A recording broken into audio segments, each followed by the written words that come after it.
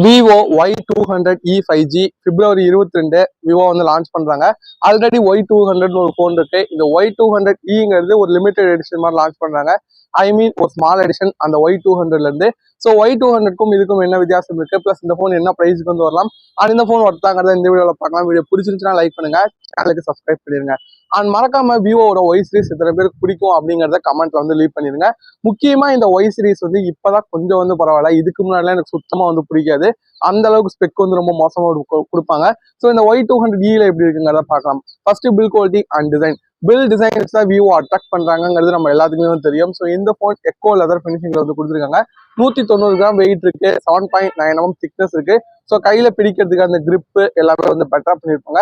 அது மட்டும் இல்லாம இது ஒரு பாக்ஸ் டிசைன்ங்கிறதுனால அதுவுமே ஒரு சில பேருக்கு வந்து பிடிக்கும். மற்றபடி கிளாஸ் இருக்காங்க, IP52 வந்திருக்கு. மற்றபடி ஒரு நல்ல பில் குவாலிட்டி, ஒரு நல்ல டிசைன் வந்திருக்கு. கேமரா மாடியூல் கொஞ்சம் நல்லா அந்த பாக்ஸியாவே வந்து கொடுத்துருக்காங்க, அதுவுமே கூட பார்க்கறதுக்கு நல்லா இருக்கு. பட் டிசைன் சேஞ்சுன்னு பார்க்கும்போது Y200ல வந்து நமக்கு அந்த ஆரா லைட் இருந்தது, பட் அது வந்து கிடையாது. நார்மல் ஒரு ஃபிளாஷ் லைட் வந்து கொடுத்துருக்காங்க. அண்ட் மற்றபடி பெருசா டிசைன் சேஞ்ச் வந்து பார்க்க முடியல, அதே மாதிரி தான் சிமிலரா எடுத்துருக்காங்க. பட் நல்லா இருக்கு. அண்ட் நெக்ஸ்ட் இந்த போனோட டிஸ்பிளே 6.67 இன்ச்க்கான சூப்பர் அமோலட் டிஸ்பிளே வந்து யூஸ் பண்ணிருக்காங்க. இதுக்கு 120 ஹெர்ட்ஸ்க்கான ரெஃப்ரெஷ் ரேட் இருக்கு, ஃபுல் ஹெச்டி பிளஸ் ரெசல்யூஷன் கொடுத்துருக்காங்க. மேக்ஸிமம் பிரைட்னஸா 800 நிட்ஸ் வந்திருக்கு. அவுட்டோருக்கு ஓரளவுக்கு மேனேஜபிள் தான், ரொம்ப மோசமா வந்திருக்காது. பட் எனக்கு பிடிக்காது, இங்க ஸ்டீரியோ ஸ்பீக்கர்ஸ் வந்து கொடுக்கல. ஸ்டீரியோ ஸ்பீக்கர்ஸ் கொடுத்துருந்தாங்கன்னா ரொம்பவே சூப்பரா இருந்திருக்கும். ஸ்டீரியோ ஸ்பீக்கர்ஸ் இல்லாத நான் ஒரு டிஸ்அட்வான்டேஜா நினைக்கிறேன். மற்றபடி டிஸ்பிளேயோட குவாலிட்டி வைஸ் நல்லா பண்ணிருப்பாங்க. அண்ட் பஞ்ச் ஹோலும் வந்து இருக்கனால ஓவரால் வியூவிங் எக்ஸ்பீரியன்ஸ் ரொம்பவே வந்து பெட்டரா வந்திருக்கும். ஸோ நல்ல டிஸ்பிளே யூஸ் பண்ணிருக்காங்க. பட் ஸ்டீரியோ ஸ்பீக்கர்ஸ் கொடுத்துருந்தாங்கன்னா ரொம்பவே பெட்டரா வந்திருக்கும். மற்றபடி நமக்கு அந்த பெசில்ஸ் வந்து கம்மியா தான் வந்திருக்கு. அண்ட் ஓவராலா டிஸ்பிளே நல்லா பண்ணிட்டாங்க. அந்த ஆடியோ எக்ஸ்பீரியன்ஸ் பார்க்கும்போது கொஞ்சம் கம்மி தான், மற்றபடி ஓகே. நெக்ஸ்ட் இந்த போனோட ப்ராசர் ஸ்னாப்டிராகனோட 4 Gen 2 வந்து யூஸ் பண்ணிருக்காங்க. 4 Gen 2 வந்து ஸ்னாப்டிராகன் 4 Gen 1 கம்பேர் பண்ணும்போது கொஞ்சம் வந்து கம்மி தான். பட் ஆனா ஆல்மோஸ்ட் சிமிலர் தான். 4 Gen 1ல பாத்தீங்கன்னா GPU வந்து கொஞ்சம் நல்லா இருக்கும், இதுல கொஞ்சம் கம்மியா இருக்கும். மறுபடி ஓவரால் அண்டர் ஸ்கோர்னு பார்க்கும்போது 4 Gen 2க்கு வந்து நமக்கு 4 lakhக்கு மேல வந்திருக்கு. ஸோ ஆல்மோஸ்ட் Y200ம் சரி Y200eயும் சரி பர்ஃபார்மன்ஸ் வந்து ஒண்ணுதான். பட் விவோ எடுத்தோட பிரைஸ் பாயிண்ட்டுக்கு சிப்செட் ஒர்த்தான்னு கேட்டீங்கன்னா ஒர்த் கிடையாது தான். பட் இது வந்து ஒரு நல்ல ப்ராசர். ரெட்மியோட 12 5G அண்ட் ஒரு சில போன்ஸ் வந்து பார்த்திருக்கோம். இந்த சிப்செட் பத்தி பேசும்போது ஹீட்டிங் பெருசா வந்து ஆகாது, அதே சமயத்துல பேட்டரி கன்சம்ஷனுமே கம்மியா வந்திருக்கும். பட் பர்ஃபார்மன்ஸ் பத்தி பேசினீங்கன்னா ரொம்ப சூப்பரா வந்திருக்காது. உங்களுக்கு நார்மலா நான் கேம் பிளே பண்ணுவேன் ஒரு மீடியம் கிராஃபிக்ஸ்ல டே டு டே யூசேஜுக்காக இல்ல மல்டிமீடியா ஆப்ஸ்க்காக, அதுக்குன்னு பார்க்கும்போது இந்த பர்ஃபார்மன்ஸ் வந்து பெட்டரா தான் வந்திருக்கும். மறுபடியும் ஒரு நல்ல கேமிங்கோ இல்லை எந்த செக்மெண்ட்ல மற்ற ப்ராசர்லாம் கம்பேர் பண்ணீங்கன்னா அந்த அளவுக்கு பெஸ்டா இருக்காது. ஸோ மற்றபடி ஓவரால் பர்ஃபார்மன்ஸ் நல்லா இருக்கு.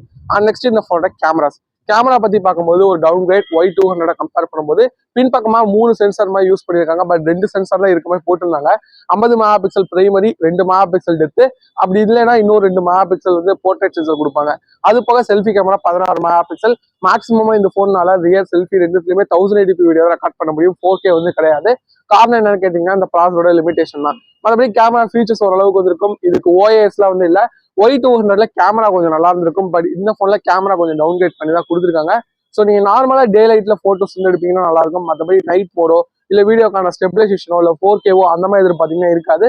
அண்ட் கேமரா ஃபீச்சர்ஸ் ஓரளவுக்கு வந்து கொடுத்துருப்பாங்க. பட் கேமரா ஒரு டீசென்ட் தான். நெக்ஸ்ட் இந்த போனோட பேட்டரி 5000 mAh இருக்கு. ஃபாஸ்ட் சார்ஜிங் 44 வாட் வந்து கொடுத்துருக்காங்க.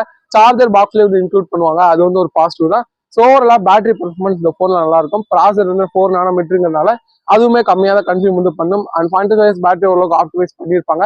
So one day battery backup கிடைக்கும். இந்த போனை 1 மணி நேரத்துக்குள்ள சார்ஜும் பண்ணிக்க முடியும், அதுவுமே ஒரு பாசிட்டிவ். அண்ட் சாஃப்ட்வேர்னு பார்க்கும்போது இந்த போன் Android 15 பேஸ்ட் ஆன் 25 14 வந்து வந்து 25 14 ஒரு டிஸ்அட்வான்டேஜ் தான் அந்த ஆட்ஸும் ப்ளோட் வரும் தான். மற்றபடி UI எக்ஸ்பீரியன்ஸ் நல்லா தான் இருக்கு, நானுமே இப்போ யூஸ் பண்ணிட்டு இருக்கேன். நிறைய ஃபீச்சர்ஸ் வந்து கொடுத்துருக்காங்க. மற்றபடி Android 14 நல்லா இருக்கு. அப்டேட் பத்தி பேசினா கமிட்மெண்ட் அவங்க எதுவுமே கொடுக்கல.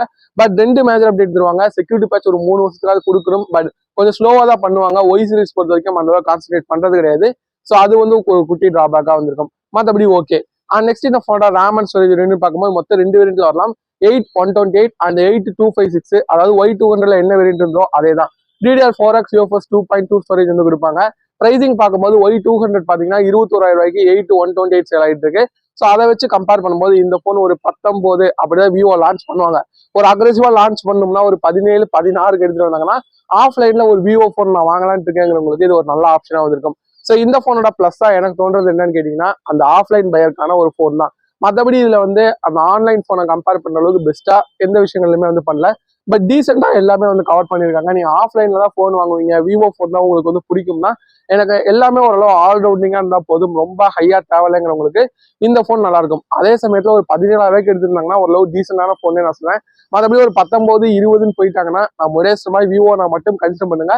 அப்படி இல்லைன்னா நிறைய ஆன்லைன் ஆப்ஷன்ஸ் வந்து இருக்கு. ஸோ இந்த வீடியோ பிடிச்சிச்சுன்னா லைக் பண்ணுங்க, உங்களுக்கு என்ன தோணுதுங்கிறத கமெண்ட்ல வந்து லீவ் பண்ணுங்க, சேனலுக்கு சப்ஸ்கிரைப் பண்ணிடுங்க. தேங்க்யூ ஃபார் வாட்சிங். Have a nice day. By.